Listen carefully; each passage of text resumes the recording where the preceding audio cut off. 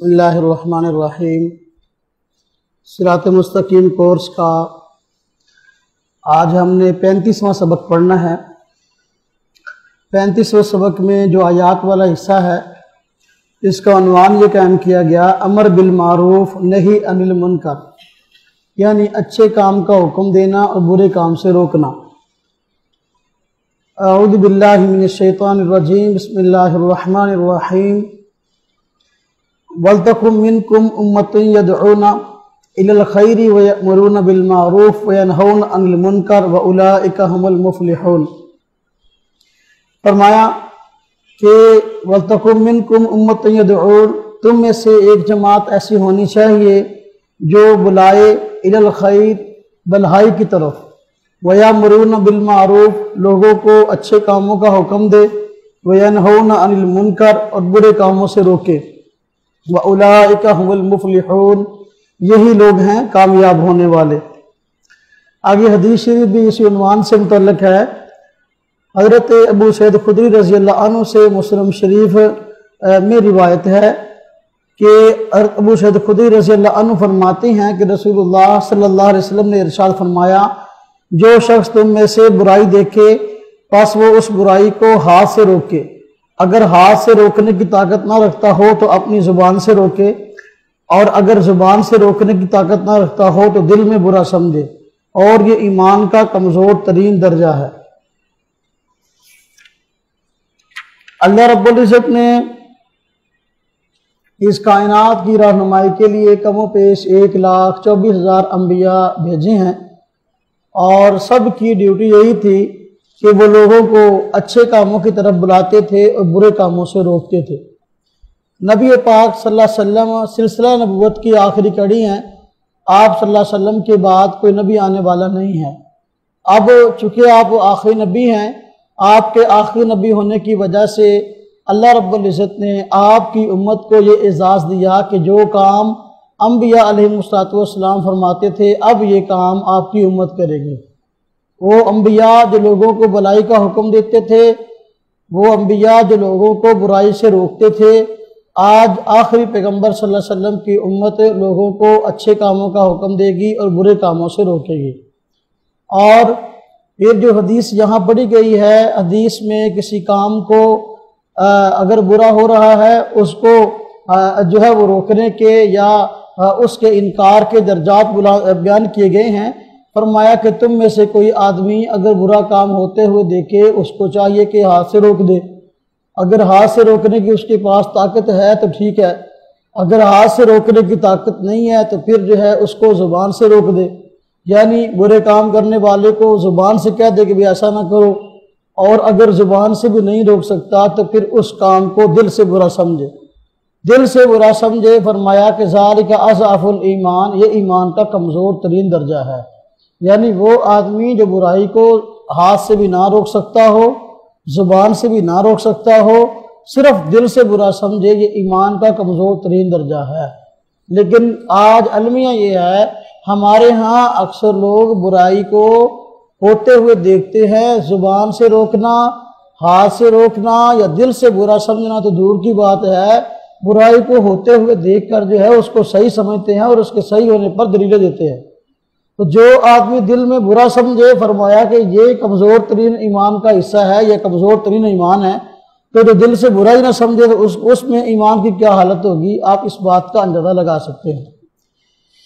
امر بالمعروف اور نہی عن المنکر یہ بہت مقدس فریضہ ہے، اس کو انجام دینے کی ضرورت ہے، اور اہل سنت والجماعت یہ نبی پاک صلی اللہ علیہ وسلم کی امت میں یہ اعتدال پر رہنے والی اور آپ صلی اللہ علیہ وسلم کے بتائے ہوئے طریقوں پر چلنے والی جماعت ہے، اور اس جماعت نے وہ سارے کام کیے ہیں جو کہ نبی پاک صلی اللہ علیہ وسلم چاہتے تھے۔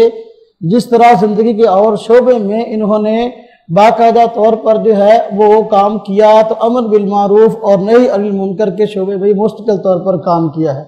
اس کی ایک صورت یہی ہے کہ جو آج کل ہمارے ہاں جماعتیں نکلتی ہیں اور جماعتیں اپنا خاص وقت جو ہے وہ اللہ کے راستے میں لگاتی ہیں، خواہ وہ 6 روزہ ہو یا وہ چلہ ہو یا وہ 10 دن ہو یا 4 ماہ ہو، ملک میں ہو یا بیرون ملک میں ہو، بنیادی ان کا کام یہی ہوتا ہے کہ لوگوں کو اچھے کاموں کا حکم دیں اور برے کاموں سے روکیں۔ تو امر بالمعروف نہی عن المنکر یہ دین کا بہت بڑا اور اہم شعبہ ہے، اور اس شعبے کو زندہ رکھنے کے لیے خاص طور پہ ہمارے اسلاف نے اس کی تشکیل فرمائی ہے، اور جو جماعت کے ساتھ ساتھی نکلتے ہیں تو جماعت کے ساتھ نکل کر اسی فریضے کو انجام دیتے ہیں۔ اور اس لیے جس طرح امر بالمعروف اور نہی عن المنکر جو ہے یہ کاموں میں سے اہم کام ہے، اس کا جو ذریعہ اور یہ جماعت والی تشکیل ہے یہ بھی جو ہے ایک اہم مقدس کام ہے، اس لیے اس کی قدر کرنی چاہیے۔ جو حضرات آج کے اس گئے گزرے دور میں اپنا جان، اپنا مال، اپنا وقت لگا کر اپنے گھروں سے نکلتے ہیں تو یہ بہت بڑی بات ہے۔ آج دنیا لالچ کے پیچھے، آج دنیا پیسے کے پیچھے جو ہے وہ اپنا ایمان بیچ رہی ہے۔ ایسے دور میں جو آدمی اپنے خرچے پر اللہ کے دین کے لیے اور اللہ کے دین کو سیکھے سکھانے کے لیے، اس کے دفاع کے لیے، دین پھیلانے کے لیے گھر سے نکلا، یہ بڑی عظیم سعادت ہے۔ عقائد والے حصے میں بات آئی، قیامت کی نشانیاں نبی پاک صلی اللہ علیہ وسلم نے بیان فرمائی تھیں۔ قیامت کی وہ نشانیاں جو کہ بڑی بڑی ہیں اور قیامت کے آنے سے پہلے ان کا وقوع ہوگا تو کچھ بیان ہو چکی، مثلاً جو ہے حضرت امام مہدی کا آنا، حضرت عیسیٰ کا آنا، دجال کا آنا، یاجوج ماجوج کا آنا، یہ سب قیامت کی نشانیوں میں سے ہے۔ قیامت کی بڑی نشانیوں میں آج کے سبق میں جو نشانی ہے وہ ہے دابۃ الارض کا نکلنا۔ دابہ کہتے ہیں 4 پاؤں والے جانور کو، دابۃ الارض زمین پر چلنے پھرنے والا چپایا، تو اس کا نکلنا یہ قیامت کی نشانیوں میں سے ہے۔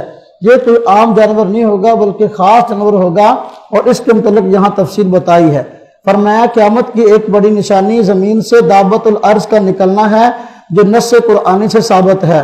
اللہ تعالیٰ ارشاد فرماتے ہیں اعوذ باللہ من الشیطان الرجیم بسم اللہ الرحمن الرحیم، فرمایا وَإِذَا وَقَعَ الْقَوْلُ عَلَيْهِمْ أَخْرَجْنَا لَهُمْ دَابَّةً مِّنَ الْأَرْضِ تُكَلِّمُهُمْ أَنَّ النَّاسَ كَانُوا بِآيَاتِنَا لَا يُوقِنُونَ، اور جب قیامت کا وعدہ پورا کرنے کا وقت قریب الوقوع ہو جائے گا تو اس وقت ہم لوگوں کی عبرت کے لیے زمین سے عجیب و غریب جانور نکالیں گے، عجیب و غریب جانور نکالیں گے جو لوگوں سے باتیں کرے گا۔ تُكَلِّمُهُمُ النَّاسَ، ہاں جی، أَنَّ النَّاسَ تُكَلِّمُهُمْ أَنَّ النَّاسَ كَانُوا بِآيَاتِنَا لَا يُوقِنُونَ۔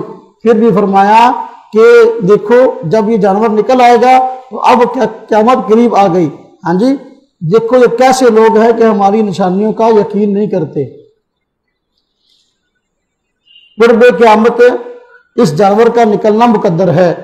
اب اس کی تفسیر یہ قرآن پاک کی آیت میں فرمایا کہ اخرجنا لہم دابۃ من الارض، کہ ہم زمین سے جو ہے ایک جانور نکالیں گے جو لوگوں سے باتیں کرے گا۔ عام جانور لوگوں سے باتیں نہیں کرتا، یہ جانور باتیں کرے گا۔ تفسیر اس کی بتائی کہ جس روز آفتاب مغرب سے طلوع ہوگا، عام طور پر سورج مشرق سے طلوع ہوتا ہے، مغرب کو غروب ہوتا ہے۔ قرب قیامت جب قیامت بالکل قریب آ جائے گی تو اس وقت سورج ایک دن مشرق کی بجائے مغرب سے طلوع ہو جائے گا۔ اس دن کی بات ہے کہ جس روز آفتاب مغرب سے طلوع کرے گا اسی دن یہ عجیب الخلقت جانور زمین سے نکلے گا۔ مکہ مکرمہ کا ایک پہاڑ جس کو کوہ صفا کہتے ہیں، صفا مروہ جہاں پہ حاجی لوگ جا کے چکر لگاتے ہیں، تو کوہ صفا کہتے ہیں، وہ پھٹے گا، یعنی صفا پہاڑ پھٹے گا، اس میں سے ایک عجیب الخلقت جانور نکلے گا۔ جس طرح اللہ تعالیٰ نے اپنی قدرت سے حضرت صالح علیہ السلام کی اونٹنی کو پتھر سے نکالا تھا، اسی طرح اپنی قدرت سے جو ہے یہ قیامت کی خبر دے گا۔ کون ہے؟ یہ جانور نکل کر جو ہے قیامت کی خبر دے گا۔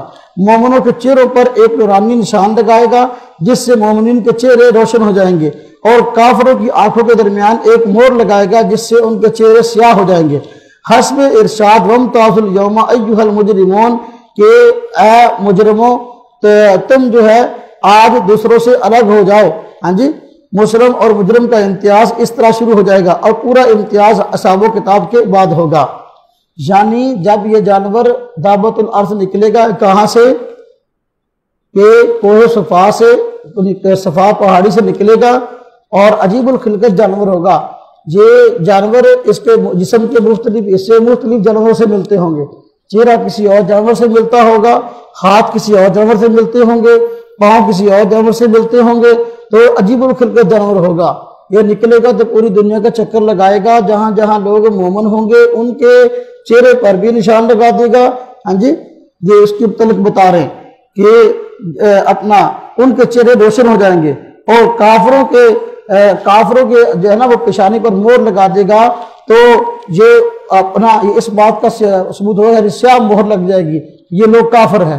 دنیا کے اندر ہی اچھے اور برے لوگوں کا امتیاز ہو جائے گا، مجرم اور غیر مجرم کی تمیز ہو جائے گی، پھر قیامت آ جائے گی اور لوگ مر جائیں گے۔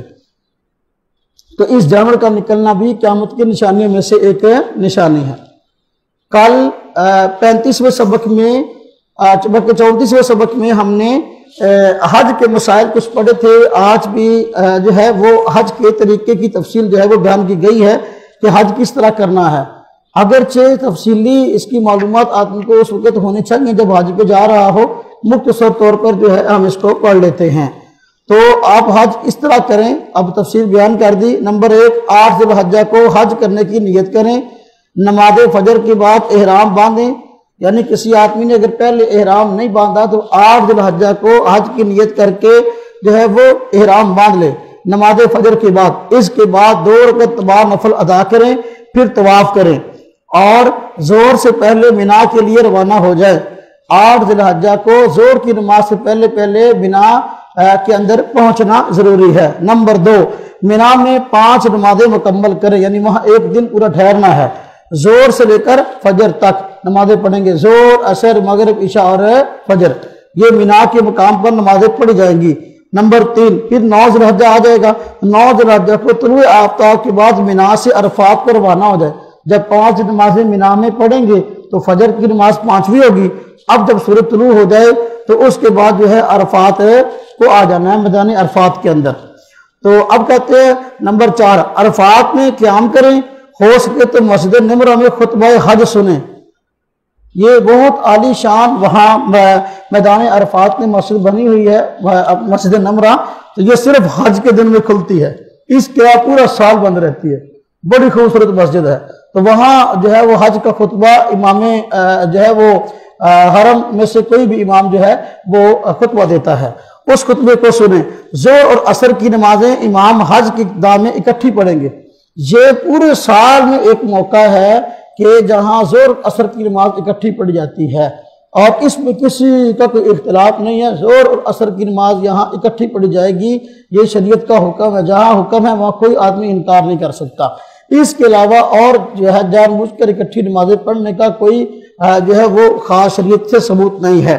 تو زور اور عصر کی نمازیں یہاں عرفات کے میدان میں اکٹھی پڑھی جائیں گی امام کی اقتدا کے اندر۔ نمبر 5، کہتے ہیں اگر آپ خیموں میں ہیں تو پھر زور اور عصر اپنے اپنے وقت پر ادا کر لیں، یعنی اگر یہاں نہیں ہیں، آپ امام کے ساتھ نہیں ہیں، امام کے پاس نہیں جہاں امام خطبہ دے رہا ہے، تو پھر آپ اپنے اپنے وقت میں زور عصر کی نمازیں پڑھ لیں، اور اگر امام کے ساتھ ہیں تو پھر آپ دونوں نمازیں اکٹھی پڑھ سکتے ہیں امام کے ساتھ۔ نمبر 6، غروب آفتاب کے بعد، جب عصر کی نماز ہو گئی تو اس کے بعد غروب آفتاب ہونا ضرور بات ہے، مغرب کی نماز کا وقت آئے گا، تو کہتے ہیں نمبر 6، غروب آفتاب کے بعد عرفات سے مزدلفہ کو روانگی کے دوران تلبیہ پڑھتے جائیں، یعنی اب عرفات سے نکل جانا ہے اور مزدلفہ آ جانا ہے۔ مزدلفہ کو روانگی کے دوران تلبیہ پڑھیں، تلبیہ کے الفاظ وہی ہیں، لبیک اللہم لبیک، لبیک لا شریک لک لبیک، ان الحمد والنعمت لک والملک لا شریک لک۔ نمبر 7، کہتے ہیں مزدلفہ پہنچ کر نماز مغرب اور عشاء ملا کر ادا کریں گے، یہاں مغرب اور عشاء یہ اکٹھی پڑھی جائے گی۔ یہ بھی جو ہے یہ زندگی میں یہی ایک موقع ہے جہاں پر دو نمازیں اکٹھی پڑھی جاتی ہیں۔ نمبر 8، اب 10 ذی الحجہ آ گیا۔ 10 ذی الحجہ فجر کی نماز مزدلفہ میں ادا کریں۔ 10 ذی الحجہ یہ عید کا دن جو ہے، یہ فجر کی نماز مزدلفہ میں ادا کی جائے گی۔ طلوع آفتاب سے کچھ قبل مزدلفہ سے مینا روانہ ہو جائیں گے، سورج نکلنے سے کچھ دیر پہلے۔ اس کے بعد نمبر 9، کہتے ہیں 10 ذی الحجہ کو اپنے خیموں میں جا کر سامان رکھ لے، یعنی جہاں جہاں رہنے کی جگہ ہیں وہاں جا کر اپنے سامان کو سنبھال لیا جائے گا۔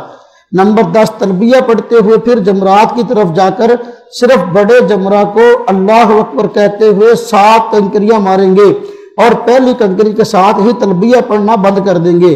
یہ مینا کے پاس جو ہے نا وہ جہاں حضرت ابراہیم علیہ السلام کو حکم ہوا تھا اپنے بیٹے اسماعیل کو ذبح کرو، تو شیطان نے جو ہے وہ 2-3 مرتبہ درمیان میں مزاحمت کی تھی، 3 مرتبہ، تو ابراہیم علیہ السلام نے اس کو جو ہے پتھر اٹھا کے مارا تھا، تو وہ وہی پتھر کا ہو گیا تھا۔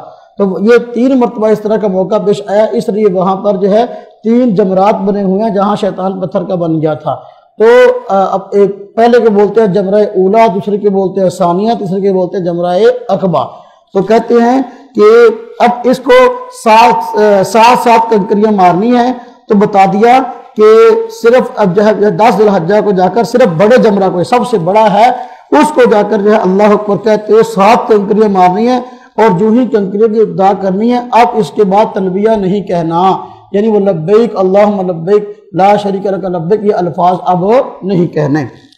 نمبر 11 قربانی کے لیے تشریف لے جائیں۔ جب کنکریاں مار لی بڑے جمرے کو، بڑے ستون کو، بڑے پلڑ کو جہاں شیطان ہے، تو اب اس کے بعد قربانی کریں گے، ٹھیک ہے جی۔ اس کے بعد نمبر 12 قربانی 11 اور 12 ذی الحجہ کو بھی کی جا سکتی ہے، یعنی آپ کی مرضی عید کے پہلے دن کر لو، آپ کی مرضی عید کے دوسرے یا تیسرے دن کر لو۔ اس کے بعد جو ہے نمبر 13 قربانی کرنے کے بعد حلق کروائیں، یعنی اب جو ہے حج کے اعمال پورے ہو گئے، جب قربانی کر لی حج کے سارے اعمال پورے ہو گئے، اب اس کے بعد سر منڈوا دے، یہ منڈوا دے یا بال کٹوا لے۔ منڈوانے کا نام حلق ہے، بال کٹوانے کا نام قصر ہے، تو منڈوانے کا بہت ثواب ہے، منڈوانے چاہیے۔ وہاں لوگ کینچی لے کھڑے ہوتے ہیں، صرف یہاں سے جو ہے کرموں کے پاس سے تھوڑے تھوڑے بال کاٹ دیتے ہیں، یہ بالکل جائز نہیں ہے، اس پر عمل نہ کریں، بلکہ یہ کٹوانے ہیں تو سارے بال کٹوائے، منڈوانے ہیں تو سارے منڈوائیں۔ بات سمجھ آئی جی؟ اچھا نمبر 14 کہتے ہیں اس طرح سے حلق کروانا افضل ہے، قصر بھی کرا سکتے ہیں۔ عورتوں کو تقریباً 1 انچ بال کاٹنے چاہیے، یعنی 1 انچ جو ہے عورتیں اپنی چٹیاں پکڑ کر جو ہے اس طرح اس کو کاٹ لیں گی۔ مرد جو ہے وہ ان کے لیے ٹنڈ کروانا یہ افضل ہے۔ نمبر 15 حلق کے بعد اب احرام کھول دیجئے، یعنی احرام کھول دے، گویا کہ اب آپ جو ہے آپ کا حج ہو گیا، آپ سے احرام والی پابندیاں ختم ہو گئی۔ نمبر 16 غسل کر کے اب سلے ہوئے کپڑے پہن سکتے ہیں، پہلے احرام کے دوران سلے ہوئے کپڑے نہیں پہن سکتے تھے، اب پہن سکتے ہیں۔ نمبر 17 مینا میں 10 11 12 ذی الحجہ تک قیام کرنا سنت ہے، یعنی عید کے 3 دن جو ہیں یہ تینوں دن جو ہے یہ مینا میں گزارنا یہ سنت ہے اور اس کا بڑا اجر ہے۔ نمبر 18 مینا سے طواف زیارت کے لیے خانہ کعبہ چلے جائیں، یعنی جب مینا سے واپسی ہوگی تو اب جو ہے طواف زیارت کیا جائے گا۔ آپ نے پیچھے پڑھا ہے کہ طواف زیارت بھی جو ہے یہ حج کا حصے میں سے ایک حصہ ہے، اعمال میں سے ایک عمل ہے، یہ طواف زیارت کے لیے خانہ کعبہ جائیں گے۔ اب نمبر 19 کہتے ہیں رکن یمانی ہے، لفظ ایمانی نہیں ہے، رکن یمانی سے حجر اسود ہر چکر میں ربنا آتنا فی الدنیا حسنہ والی دعا پڑھے۔ اصل میں لفظ درمیان میں کمپوزنگ سے رہ گئے ہیں کہ رکن یمانی اور حجر اسود کے درمیان میں جب گزریں تو اب کیا دعا پڑھیں؟ ربنا آتنا فی الدنیا حسنہ وفی الآخرۃ حسنہ وقنا عذاب النار۔ جو بیت اللہ شریف ہے، بیت اللہ شریف کے ایک کونے کا نام رکن یمانی ہے، وہ یمن کی طرف اس کا رخ ہے، اس لیے اس کو رکن یمانی کہتے ہیں۔ حجر اسود جو ہے ایک کونے پر لگا ہوا ہے، یہ 2 کونے رکن یمانی اور یہ حجر اسود، اس کے درمیان ربنا آتنا فی الدنیا حسنہ یہ دعا پڑھنی مسنون ہے۔ اور باقی 2 کونے ہیں اس کے علاوہ ان پر کوئی اضافی جو ہے بیت اللہ میں اپنا غلاف چڑھا ہوا ہے نا، اس پر کوئی اضافی علامت نہیں ہے، لیکن اس کے اوپر جو ہے اس طرح دھاریاں سی بنی ہوئی ہیں دونوں کونوں پر، جہاں حجر اسود ہے اور جہاں رکن یمانی ہے۔ اب کہتے ہیں کہ نمبر 20 طواف مکمل کرنے کے بعد مقام ابراہیم کے نزدیک یا مسجد حرام میں جہاں میسر ہو 2 رکعت نماز نفل ادا کریں۔ مقام ابراہیم وہ جگہ جہاں حضرت ابراہیم علیہ السلام کے قدر مبارک لگے ہوئے ہیں، وہاں اب انہوں نے ایک جو ہے وہ لائٹ سی وہاں لگا دی ہے گلوب سے، اس کے اندر جو ہے وہ ابراہیم علیہ السلام کے قدم مبارک نظر آتے ہیں۔ نمبر 20 بلکہ 21 آب زمزم خوب سیر و کر پی۔ جب آپ نے 2 رکعت نماز نفل پڑھ لی، اب جو ہے ظاہر بات ہے طواف کرنے کے بعد جو ہے تھکاوٹ ہو گئی، آب زمزم پئیں گے تھکاوٹ اتر جائے گی۔ کہتے ہیں آب زمزم جو ہے خوب سیر و کر پئیں اور یہ دعا پڑھیں، اللہم انی اسألک علما نافعا ورزقا واسعا وشفاء من کل داء۔ کیا معنی؟ اللہم انی اسألک، اے اللہ میں آپ سے سوال کرتا ہوں، علما نافعا ایسے علم کا جو نفع مند ہو، ورزقا واسعا اور وسیع روزی کا، اور وشفاء من کل داء اور ہر بیماری سے شفا کا۔ نمبر 22 کہتے اب سعی کے لیے جائیں، یعنی صفا اپنا مروہ جو ہے اس کی سعی کے لیے جائے. اب سعی کے لیے جائے صفا سے مروہ تک، پھر ایک چکر مروہ سے صفا تک، دوسرا چکر مکمل کریں. جی صفا مروہ کی سعی جو ہے، آپ وہ کہتے ہیں کہ یہ صفا مروہ کی جو سعی ہے، میرے خیال میں یہ اللہ آپ کا بھلا کرے یہ ترتیب الٹ ہو گئی ہے. تو یہ طواف بھی پہلے کی جاتا ہے، یہ بات میں نہیں ہے، کمپوزنگ میں غلطیاں کچھ ہو گئی ہیں. اس کے بعد صفا مروہ کی صحیح نہیں ہے، وہ تو طواف زیارت کے بعد کرنی ہے حج کے اعمال میں. اس کے بعد کے اعمال ہیں کہ یہ مزدلفہ جانا ہے، یہ مینا جانا ہے. یہ میرے خیال کمپوزنگ میں جو ہے وہ الٹ معاملہ ہو گیا ہے. باہر کیف یہ حج کے اعمال جب آپ نے یہ اتار دیا اپنا احرام، حج کے اعمال پورے ہو گئے ہیں. یہ سارے معاملات جو ہیں یہ طواف زیارت اور صفا مروہ پہ جانا اور پھر مزدلفہ مینا میں عرفات میں جانا، یہ سب جو ہے حج کے اعمال جب یہ ہو گئے، احرام اتر گیا، اب حج کے اعمال نہیں ہیں. بات سمجھ میں آئی جی؟ ہاں یہ 11 ذوالحجہ کو بتا رہے ہیں کہ زوال کے بعد پہلے چھوٹے پھر درمیانے پھر بڑے جمرہ کو 7 کنکریاں ماریں. یہ 10 11 12 کے میں نے عرض کیا تھا نا کہ مینا میں ٹھہرنا سنت ہے. تو اب جو ہے 11 ذوالحجہ کو جو ہے یہ تینوں جمرات کو کنکریاں ماری جائیں گی. 10 کو صرف بڑے کو مارنی تھی اور 11 کو تینوں کو مارنی ہے. اور نمبر 25 آخری جمرہ کو کنکریاں مارنے کے بعد دعا نہ کریں، البتہ اس سے پہلے والے جمرات میں دعا کر سکتے، کوئی بھی دعا کر سکتے. جس دن 11 12 13 تاریخ کو کنکریاں مارنی ہے، کوئی دعا ہو تو وہ کر سکتے ہیں. نمبر 26 کنکریاں مار کر واپس اپنے خیموں میں چلے جائیں اور رات بنا ہی میں قیام کریں. نمبر 27 12 ذوالحجہ کو زوال آفتاب کے بعد کنکریاں مارنے کے لیے جائیں، یہ بھی ہو گیا. تینوں جمرات کو اس ترتیب سے کنکریاں ماریں جس طرح 11 ذوالحجہ کو ماری تھی. 12ویں تاریخ کو غروب آفتاب سے پہلے مکمل کرنا جا سکتے ہیں، غروب کے بعد جانا مکروہ ہے. اور اگر 13ویں تاریخ کی صبح مینا میں ہو جائے تو اس دن رمی بھی لازم ہو جائے گی.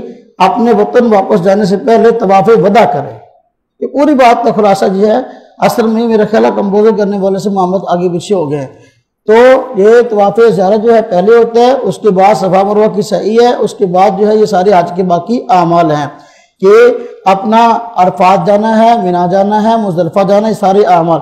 جب آپ نے جو ہے اللہ آپ کا بھلا کے سارے اعمال کیے، اس کے بعد جو ہے کنکریاں 3 دن مار لی، اس کے بعد قربانی کرنی، قربانی کے بعد جو ہے اپنے اس کو اللہ آپ کا بھلا کرے اس کو اتار دینا ہے اپنے احرام کو. اب جو ہے وہ آپ کا حج ہو گیا. جاتے ہوئے طواف وداع کریں گے، صرف انہیں الوداعی طواف جسے بولتے ہیں. یہ مکہ مکرمہ سے باہر بڑے لوگوں کے لیے ہے. مسنون دعا برائی سے بچنے کے لیے دعا. جو آدمی برائی میں مبتلا ہوتا ہے، ہر انسان ہی برائی میں مبتلا ہو سکتا ہے، اس لیے اس سے بچنے کے لیے یہ دعا ہے. اللہم احسن عاقبتنا فی الامور کلہا واجرنا من خزی الدنیا وعذاب الآخرہ. یعنی کیا معنی؟ اللہم احسن عاقبتنا فی الامور کلہا، اے اللہ ہمارے تمام امور کے انجام کو اچھا بنا دے. وَأَجِرْنَا مِنْ خِزْيِ الدُّنْيَا، اور ہمیں دنیا کی رسوائی سے بچا لے، وَعَذَابِ الْآخِرَةِ، اور آخرت کے عذاب سے بچا لے. تو یہ برائی سے بچنے کی دعا ہے، دعائیں پڑھنی چاہیے. دعاؤں کا یہ فائدہ یہ ہوتا ہے کہ انسان جس عمل کی دعا ہو واقعی جو ہے پھر اس کی تاثیر واقع ہوتی ہے.